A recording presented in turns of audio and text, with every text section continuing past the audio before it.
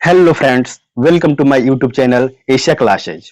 आज हम लोग ब्रेन अर्थात मस्तिष्क के विभिन्न तथ्यों के बारे में विस्तार से अध्ययन करेंगे। तो चलिए शुरू करते हैं आज का क्लास। ब्रेन अर्थात मस्तिष्क जंतुओं के सेंट्रल नर्वस सिस्टम अर्थात केंद्रीय तंत्रिका तंत्र का एक कंट्रोल यूनिट है। हमारे शरीर में जितने भी डिफरेंट ऑर्गन्स होते हैं, जैसे कि लंग्स अर्थात फेफड़ा, हृदय, किडनी, इन सभी को हमारे ब्रेन के द्वारा कंट्रोल एंड तथा कमांड किया जाता है।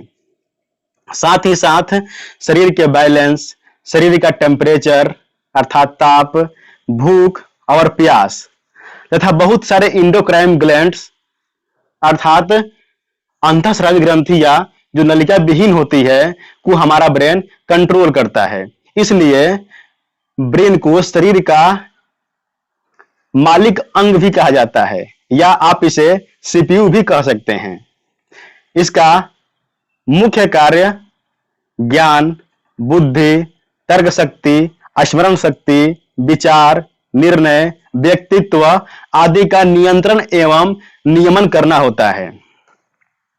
हमारा ब्रेन सिर में स्थित क्रेनियम अर्थात खोपड़ी के द्वारा सुरक्षित रहता है। इसका वेट 1.2 से 1.4 केजी तक होता है।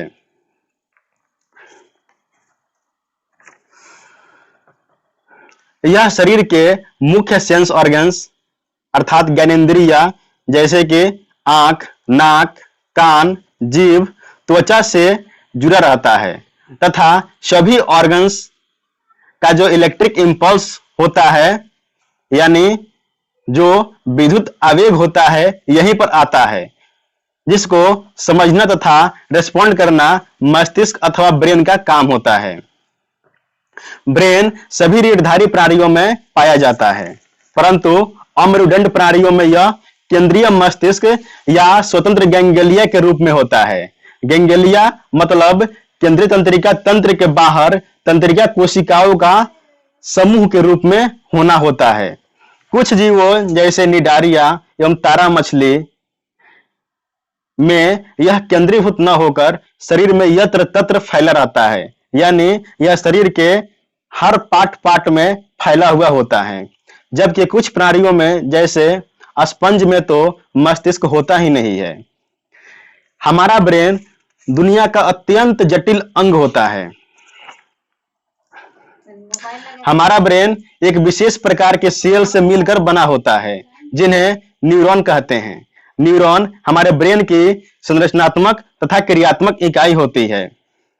दोस्तों, न्यूरॉन की जो टोटल संख्या होती है वो करीब करीब 1 अरब से भी अधिक होती है। चलिए अब हम लोग जानेंगे मस्तिष्क के विभिन्न झिल्लियों के बारे में। मस्तिष्क के चारों ओर झिल्लियां अर्थात मेम्ब्रेन्स होती है जो इनको सुरक्षा प्रदान करती है। इन झिल्लियों को मेनिंजेस कहते हैं। मस्तिष्क में मेनिंजेस में सूजन आने पर सर दर्द, उल्टी तथा मेनिंजाइटिस रोग होता है। ये मेनिंजेस 3 प्रकार के होते हैं। पहला अर्थात इनके 3 परत होते हैं। जो बाहरी का परत होता है अर्थात जो झिल्ली होती है वह तंतु में संयोजी ऊतक तथा कोलेजन तंतुओं से बनी होती है। यह कठोर, मोटी एवं नॉन इलास्टिक होती है। दूसरा पार्ट है एरेकेनोइड मैटर अर्थात जाल तानिका। यह मध्य में पाई जाने वाली झिल्ली होती है। तीसरा पार्ट है मृदु तानिका अर्थात पिया मैटर। इसे हम पायामेटर भी कहते हैं। यह सबसे भीतरी झिल्ली है। इसका निर्माण भी संयोजी ऊतकों से होता है। पोषक तत्व तथा ऑक्सीजन इनमें पाई जाने वाली रुधिर वाहिनियों के द्वारा ही मस्तिष्क में पहुंचाया जाता है और जिसके द्वारा मस्तिष्क को पोषण प्राप्त होता है। अगर हम इसको चित्र में देखें तो हमारा जो ब्रेन है, ब्रेन में सबसे ऊपर का पार्ट केश से ढका होता है अर्थात हेयर होते हैं। उसके बाद स्किन होता है, उस स्किन के बाद एक खोपड़ी होता है और इस खोपड़ी के बाद ही ये तीनों लेयर होते हैं, ड्यूरा मैटर, एक्टिनोइड्स तथा पाया मैटर। ब्रेन को मुख्यतः 3 भागों में बांटा गया है।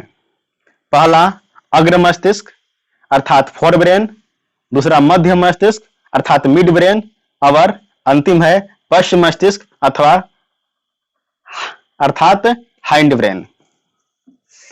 अग्र मस्तिष्क के 2 पार्ट होते हैं, सेरिब्रम अर्थात परम मस्तिष्क एवं डाइएनसेफलॉन। डाइएनसेफलॉन भी 2 भागों में विभक्त होता है, पहला है थैलमस और दूसरा है हाइपोथैलेमस। मध्य मस्तिष्क का भी 2 पार्ट होता है, कार्पुरा क्वाड्रिजेमिना तथा सेरिब्रल पेंडिकल्स। और पश्च मस्तिष्क के 3 भाग होते हैं, सेरिबेलम, पोन्स तथा मेडुला ऑब्लांगाटा। मध्य मस्तिष्क और पश्च मस्तिष्क का संयुक्त रूप मस्तिष्क स्तंभ अर्थात ब्रेन स्टेम कहलाता है। यह मुख्यतः शरीर की जैविक क्रियाओं एवं चैतन्यता का निर्माण करता है। चलिए अब हम लोग इस मस्तिष्क के विभिन्न पार्ट को बारी बारी से अध्ययन करते हैं। पहला पार्ट परम मस्तिष्क अर्थात सेरिब्रम। सेरिब्रम हमारे ब्रेन का सबसे बड़ा तथा डेवलप पार्ट है, जो 2 हेमिस्फीयर अर्थात अर्धगोला में लॉन्गिट्यूडनली अर्थात अधोमुखी में डिवाइड होता है, जिन्हें left and right cerebrum hemisphere कहा जाता है। दोनों हेमिस्फीयर जिस नर्व फाइबर से जुड़ा रहता है उन्हें कार्पस कैलोसम कहते हैं। सेल के जिस लेयर से सेरिब्रम हेमिस्फीयर को कवर किया जाता है उन्हें सेरिब्रल कॉर्टेक्स कहते हैं, अर्थात प्रमस्तिष्क बलकूट इन्हें हिंदी में कहते हैं, जो नर्व सेल का बना होता है और भूरे रंग का होता है। इसे ग्रे मैटर भी कहते हैं।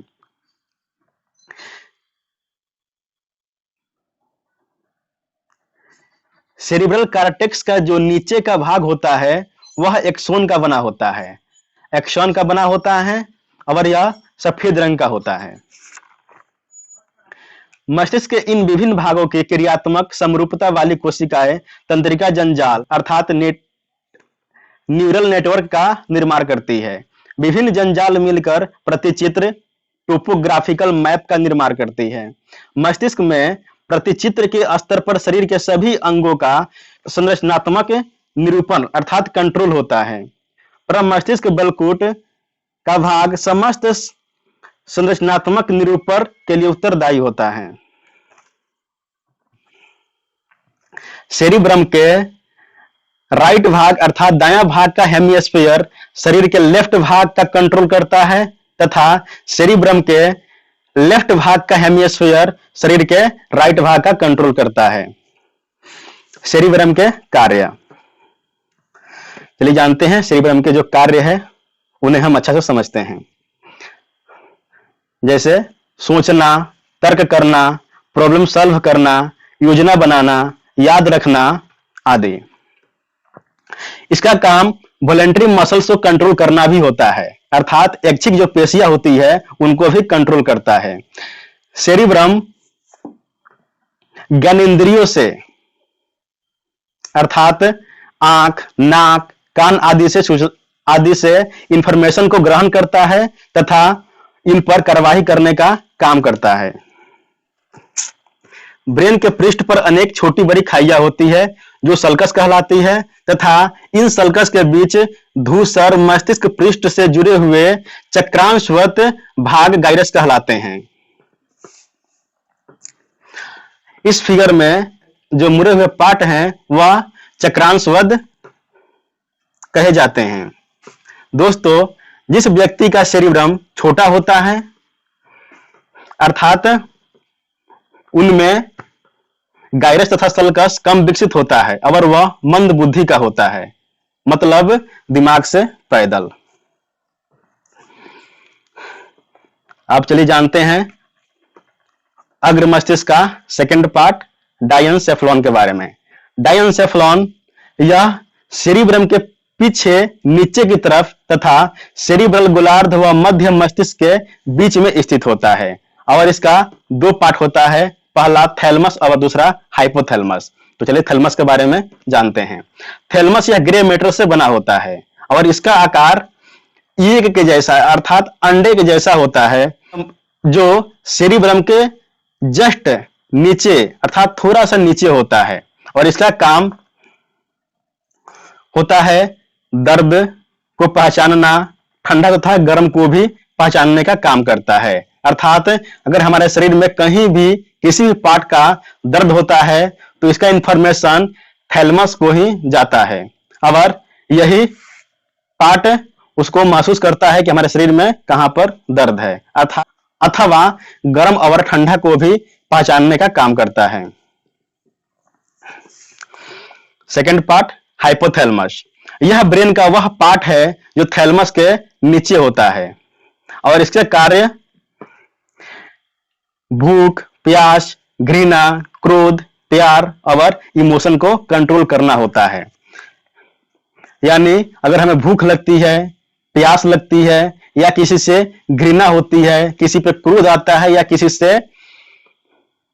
किसी पे प्यार आता है, ये सारा का सारा काम हाइपोथैलमस का होता है और यह हाइपोथैलमस इन सभी प्रक्रियाओं पर कंट्रोल करता है। यह शरीर के ब्लड प्रेशर, टेम्परेचर और शरीर के पानी की मात्रा को भी कंट्रोल करने का काम करता है। इसके नीचे पिट्यूटरी ग्लैंड स्थित होती है। हाइपोथैलेमस एंडोक्राइन ग्लैंड्स अर्थात अंतःस्रावी ग्रंथियों से निकलने वाले हार्मोन्स को कंट्रोल करता है। पोस्टीरियर पिट्यूटरी ग्लैंड से स्रावित होने वाले हार्मोन्स इससे ही स्रावित होते हैं। अब चलिए जानते हैं मिड ब्रेन के बारे में। मिड ब्रेन यह फॉर ब्रेन अर्थात अग्र मस्तिष्क तथा हाइंड ब्रेन अर्थात पश्च मस्तिष्क के बीच में एक छोटा सा भाग होता है जिसे मेसेनसेफ्लॉन कहा जाता है। इसके दो पार्ट होते हैं, कर्पुरा क्वाड्रिजेमिना तथा सेरिब्रल पेडंकल्स। पहला पार्ट के बारे में हम लोग जानते हैं, कर्पुरा क्वाड्रिजेमिना। मनुष्य के मस्तिष्क में 4 ठोस ऑप्टिक पिंड पाए जाते हैं जिन्हें संयुक्त रूप से कर्पुरा क्वाड्रिजेमिना कहा जाता है। इस कर्पुरा क्वाड्रिजेमिना में जो ऊपर के 2 बॉडी होते हैं उन्हें टेक्टम कहते हैं तथा जो नीचे के बॉडी होते हैं वे टेगमेंटम कहलाते हैं। टेक्टम देखने के लिए रिस्पॉन्सिबल अर्थात जिम्मेदार होते हैं तथा टेगमेंटम सुनने के लिए जिम्मेदार होते हैं। मिड ब्रेन का सेकंड पार्ट सेरिब्रम पेडंकल्स। इसे क्रूरा सेरिब्री भी कहते हैं। यह तंतुओं का बंडल होता है जो मस्तिष्क के अन्य भागों को मेरुरज्जु अर्थात स्पाइनल कॉर्ड से जोड़ता है। अब हम लोग पश्च मस्तिष्क के बारे में जानेंगे अर्थात हाइंड ब्रेन। यह मस्तिष्क का सबसे पीछे का भाग होता है और इसके 3 पार्ट होते हैं, सेरिबेलम, पोन्स तथा मेडुला ऑब्लंगाटा। इन्हीं तीनों से मिलकर यह पश्च मस्तिष्क बना होता है। चलिए इनको हम लोग बारी बारी से अध्ययन करते हैं। सेरिबेलम यह मस्तिष्क का दूसरा सबसे बड़ा भाग होता है। यह सेरिबेलम के बेस पर उसके नीचे स्थित होता है। इसमें अनेक खांचे होती है, यानी जो सेरिबेलम है वह सेरिब्रम के बेस यानी उसके आधार के नीचे स्थित होता है और इसमें अनेक खांचे होती है तथा इनके पृष्ठ सतह बहुत ज्यादा वलयित अर्थात फोल्डेड होती है। इसका कार्टेक्स भी ग्रे मैटर का बना होता है।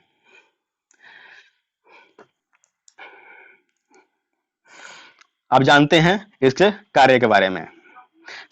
सेरेबेलम शरीर का संतुलन बनाए रखना तथा ऐच्छिक पेशीय क्रियाओं में समन्वय बनाए रखने का कार्य करता है तथा यह आंतरिक कान के संतुलन भाग से संवेदना ग्रहण करता है। इसके बाद हम लोग पढ़ेंगे पोन्स के बारे में। पोन्स, इसको मेटेनसेफलॉन भी कहा जाता है। पोन्स श्वास को विनिमय करता है। पोन्स में श्वसन केंद्र नामक एक संरचना होती है जो श्वसन के दौरान हवा की मात्रा तथा श्वसन दर को नियंत्रित करती है। अब इसका थर्ड पार्ट मेडुला ऑब्लंगाटा। यह एक त्रिभुजाकार होता है जो आगे से चौड़ी तथा पीछे से सर्करी होती है।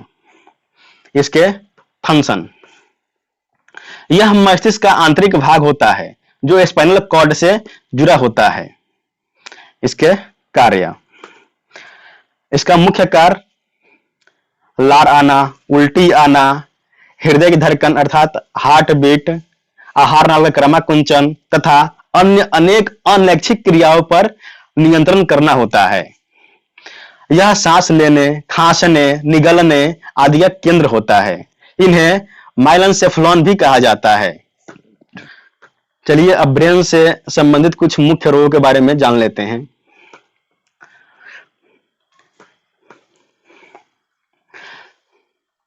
डिसलेक्सिया, इस बीमारी से ग्रसित लोग यानी इस बीमारी से जो ग्रसित होते हैं उनको लिखी हुई भाषा पढ़ने में और उससे समझने में असमर्थ होते हैं। अर्थात जिन्हें डिसलेक्सिया हो गया है वे लिखी हुई भाषा को ठीक से न पढ़ सकते हैं और न ही समझ सकते हैं। लकवा, मांसपेशियों का समन्वय बिगड़ जाने के कारण मनुष्य लकवा से ग्रसित हो जाता है। मिर्गी, मिर्गी में ब्रेन की तंत्रिका कोशिकाओं की अवस्था बिगड़ जाती है जिसमें दौरा पड़ने लगते हैं। मेनिंजाइटिस, मेनिंजाइटिस में जो मेनिंजिस का जो लेयर होता है उसी में सूजन आ जाता है और इसी सूजन के कारण मेनिंजाइटिस रोग होता है।